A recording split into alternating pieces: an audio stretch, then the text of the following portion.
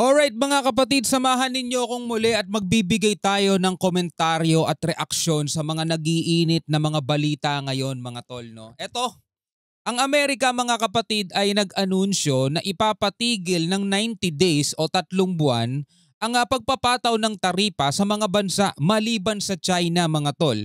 Na imbis na makasama sa mga ititigil muna ng taripa, ipinatawan pa sila mga tol at itinaas pa sa 125%.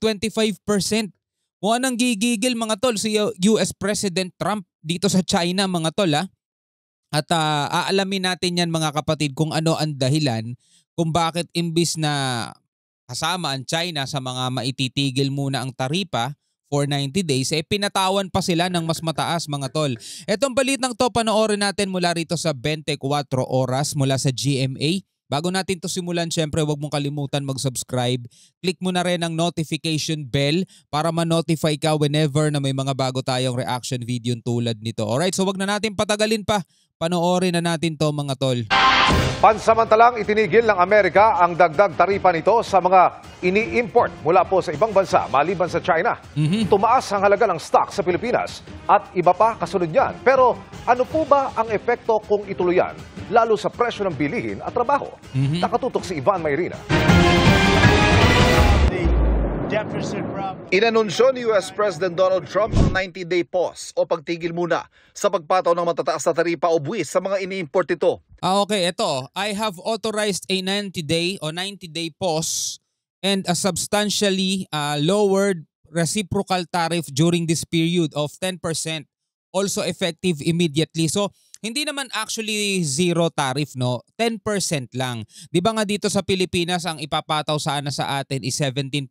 Sa iba, 30%. Iba-iba eh. Pero dito, during 90 days pause, 10% lang ang tariff mga kapatid. Pero, kakaiba sa China.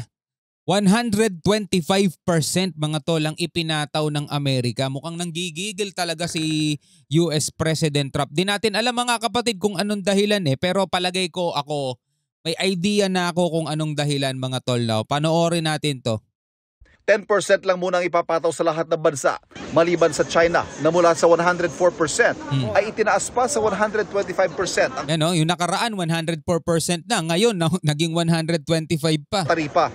Ito yung matapos humiling ng negosasyon sa Amerika, ang hindi bababa sa 75 bansa sa mga taripang ito ayon kay Trump. Kabilang sa nakipag-ugnayan na sa United States Trade Representative o USTR, ang Pilipinas. Sabi ko na alam ko na kung anong dahilan. Hindi bababa sa 70 bansa mga tol ang humingi ng negosasyon o pakikipag-usap sa Amerika about dito sa tariff. No? So pinagbigyan ng Amerika. Iba kasi ang style ng China mga tol. Imbis makipagnegosasyon sila, ang ginawa nila retaliatory. Gumanti sila mga tol at eto na nga, panonoorin natin to maya-maya. Sabi rito sa report mula rito sa Net25, China gumanti sa ipinataw na taripa ng Estados Unidos. Kaya ang gagalaite mga tol si Trump, no? So yung ibang mga bansa, kabilang na ang Pilipinas, tayo ay gustong makipagnegosasyon sa Amerika. So humingi tayo mga tol ng pakikipag-usap. At siguro hindi, doon sa mga bansang yun, na hindi bababa sa 70 bansa mga tol, pinagbigyan ng Amerika yung negosasyon na yan o negotiation mga tol. Kaya nagpasya si Donald Trump na ipatigil muna ng 90 days. Siguro tatapusin muna yung negotiation. China, hindi nila gustong maipagnegosasyon. Ang ginawa nila, gumanti sila mga tol ng tariff. Kaya hindi sila siguro gustong makausap ng Amerika at imbis na baba yung tariff nila mga tol from 104%, ginawa pang 125%. Siguro sabi ng US, nagmamatigas ka ha? Nagmamatigas ka, sige, taasan ko pa 125%. No? Tuloy natin. Na dapat ipapatawan ng 17% na taripa. We have communicated with them our desire to engage in a meeting or dialogue with them. And they have positively responded. So I will be scheduling a trip to the United States to meet with the USTR soon. Bukod sa one-on-one na pakipag-usap ng Pilipinas sa Amerika, may hiwalay ding hakbang bilang kaisa naman ng Association of Southeast Asian Nations o ASEAN. May pulong ngayon ang mga trade ministers ng ASEAN members at inaasahang higigit nila ang pagkabahala sa epekto ng taripa. Yun naman talaga dapat ang nangyayari mga tol yung tamang negotiation, tamang pakikipag-usap, di ba? Well, giant country din naman kasi ang China mga tol. Country will continue with their bilateral negotiations with the US and concurrently conduct a regional discussion with the US. And the key words are cooperation, not retaliation. Yun, cooperation, not retaliation. Diba? Ang problema kasi yung ginawa nga ng China, gumanti sila retaliation yun. Diba? So from 104%, ginawa pang 125% ng Amerika. Eto na lang ang tanong. Sino ang mananatiling matibay? Diba? Sino ang mananatiling magmamatigas sa kanilang dalawa? Diba? Ang tarif o taripa ay buwis ay pinapataw sa mga produkto na ibang bansa. Halimbawa, ang export ng Pilipinas ay papasok sa Amerika, papatawan ng 17% tax. Para hindi malugi, tataasan na lang ang presyo nito pag binenta sa mga consumer. Siyempre. Dahil magmamahal, nagiging paraan ito para protektahan ang local products. Oo, kasi halimbawa mga tol, imbis bumili ka ng imported na mas mahal, di bibili ka na lang ng local. Diba? So doon pumapasok mga kapatid yung ganong klaseng diskarte. Pag tinaasan tayo ng taripa mga tol, bababa yung demand ng ating mga produkto. Kasi nga mas mahal di bibili na lang sila ng mismong produkto nila. Diba? Consumer. Dahil magmamahal, nagiging paraan ito para protektahan ang local products. Ang epekto sa Pilipinas, mas konting export at kita. Pero hindi lang Pilipinas sa pinapatawan kundi lahat ng bansa, kabilang ang China. At dahil maraming produktong ini-import ng Grabe smartphones, laptop, batteries, laruan, telco, equipment. Amerika, hindi maiwasang magmahal ang mga produkto roon. Hindi tulad ng maraming bansa, gaganti ang China ng dagdag ding taripa sa mga ipinapasok sa kanilang American products. Hindi gaya ng ibang bansa. Yung ibang bansa gusto ng negosyasyon. Ang China gumante mga tol. So kaugnay doon mga kapatid sa balitang yan, eto na nga China gumante sa ipinataw na taripa ng Estados Unidos mga tol. Etong balitang to mula to sa Net25, panoorin natin mga kapatid. Kaugnay dyan, nagmatigas ang China at tinapatan ng taripa na ipinatupad ng Estados Unidos sa kanilang mga produkto. And these tariffs come first and foremost at immense cost for U.S. consumers and businesses. But at the same time, they have a massive impact on the global economy. Makaka-apekto yan sa global economy.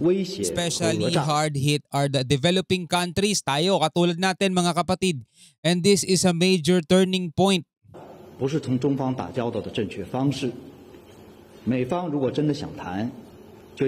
Now for the United States, nonetheless, we stand ready to negotiate. So ready naman din pala makipag-negotiate ang China mga kapatid, no? Indeed, we have offered 0 for 0 tariffs. So yun ang gustong mangyari ng China. Nag-o-offer daw sila mga tol ng 0 to 0 tariffs for industrial goods as we have successfully done with many other trading partners. O nagawa na daw nila yun because Europe is always, so nagawa na nila sa ibang mga bansa is always ready yung Europa for a good deal. So we keep it on the table. Inanunsyo ng Chinese Commerce Ministry na papatawan nila ng 84% na taripa ang mga produkto ng US. Ang nasabing pagpataw ng panibagong 50% ay bilang pantapat sa ipinataw ng US na 104% na taripa sa kanila. Ginawa pa nga 125 Git ng China na makasisira ng financial markets dahil sa galaw ng US. Sa ngayon ay nakaantabay ang mga eksperto sa magiging tugon ng China sa muling pagtaas ni Donald Trump ng taripa ng China sa 125%. The United States, driven by selfish interest, has weaponized tariffs as a means of exerting maximum pressure and seeking unilateral benefits is severely infringes upon the legitimate rights, interests of other countries, constitutes a violation of World Trade Organization rules. Seriously undermines the rules-based multilateral trading system. The threat to the stability of global economic order. 与整个世界作对。我要再次强调，关税战、贸易战没有赢家。中方 So hindi daw nila gusto ang trade war, but we are not afraid of one. No, ayaw nila ng trade war mga tol, ng trade war, pero hindi sila natatakot. Well, giant countries din kasi mga tol ang China. 'Di ba? Halos buong mundo, 'di ba, nag-i-import sa kanila. 愿的，但也不怕的。我们绝不会坐视中国人民的正当权益被剥夺，绝不会坐视国际经贸规则和多边贸易。 So nagmatigas nga ang China mga tol, no? Na nagpataw sila ng 84% doon, bilang tugon nila doon sa 104%. Pero biglang dinugtungan na agad ngayon ni Donald Trump ng 125%. So dito wala pang sagot ang China, no? So balik tayo dun sa isang balita kanina. Aming bansa, gaganti ang China ng dagdag ding taripa sa mga ipinapasok sa kanilang American products. Kaya magmamahal din ang mga produkto sa China. Ang problema ng Pilipinas ay ang mga ini-import itong produkto na mula Amerika at China o ang mga produktong ang raw material ay mula sa dalawang bansa. Yun lang. Malamang may dagdag presyo na agad yan Yun bago lang. pa dumating sa Pilipinas. Kung may trade war silang dalawa na pataasan sila ng tariff, yung input cost nun, directly or indirectly, mararamdaman natin sa Pilipinas at sa buong mundo. Parang domino epekto niyan. Anumang produkto kasi na nagmamahal kahit pa imported, pwedeng makapagpamahal din sa iba pang produkto kahit local products. Kung mahal ang mga bilihin, kukunti ang benta ng mga produkto sa bansa. Kaya posibleng magdesisyon ng ilang negosyo na bawasan ang produksyon nito ng mga kailangan ng mas kaunting trabahador, kundi man tuluyang magsara. So halimbawa na lang mga tol, yung ibang mga smartphones product na US brand mga tol. Pero yung mga equipment nun, yung mga materials nun mga tol made in China, posibleng magmahal din yun mga tol, di ba? So ang tendency niyan, syempre ikaw, imbis na yun ang bilin mo, di bibili ka na lang ng mas mura. No? Pero apektado nga yung mga trabahador, apektado yung mga, maraming maapektuhan yun, yung domino effect nun, nung kanilang tariff war. Produksyon nito ng mga kailangan ng mas kaunting trabahador, kundi man tuluyang magsara. Ibig sabihin, posibleng mauwi ito sa unemployment o kawalan ng trabaho para sa ilan. Yung unemployment rate natin nung nakaraan na araw na binanggit ng PSA, nangangalib din yon. So, malaking uncertainty o walang kasiguruhan ang nangyari dahil po dito sa taripa na programa na gustong ipatupad ni Trump sa buong mundo. At dahil nga mas mahal na ang mga bilihin sa Amerika, magtitipid din ang mga dugong Pinoy roon. Mababawasan ang ating remittances, babagal ang paglago ng remittances natin. Hiwalay pa ang epekto kung mahirapan ang American companies na nag-e-employ ng mga Pilipino sa buong mundo. Ang iba nga may investment, sangay o pabrika sa Pilipinas. Pwede rin silang mawalan ng trabaho. Bagal yung global investments, yung global trade, babagal. Yung mga trabaho, babagal. Kahit yung OFW jobs. Kasi you're talking about the global supply chains around the world. Sa dami ng epekto, may ilan na may kontrol naman ng Pilipinas, partikular sa export.